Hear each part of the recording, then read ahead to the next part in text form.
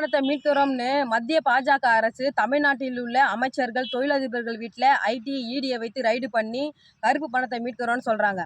ஆனால் தமிழ்நாட்டில் உள்ள பாஜகவுடைய 3000 கோடி மதிப்பிலான கருப்பு பணத்தை கண்டுபிடிச்சி வருமான வரித்துறை இயக்குனர் அலுவலகத்தில் ஒப்படைச்ச அமைப்பு இந்த வீரலட்சுமி தலைமையிலான தமிழர் முன்னேற்றப் படை அமைப்பு.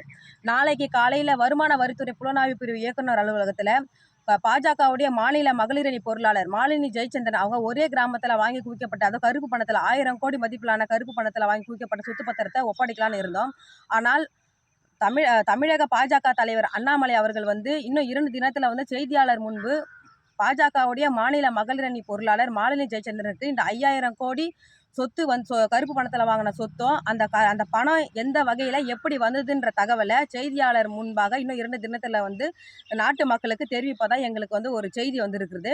இன்னும் 2 தினத்தில் பாஜகவுடைய அண்ணாமலை அவர்கள் நேர்மையான அரசியல் தலைவரா இல்லை நேர்மையற்ற அரசியல் தலைவரா என்பது நாட்டு மக்களுக்கு தெரியும் என்பதை தெரிவிச்சுக்கிறேன்.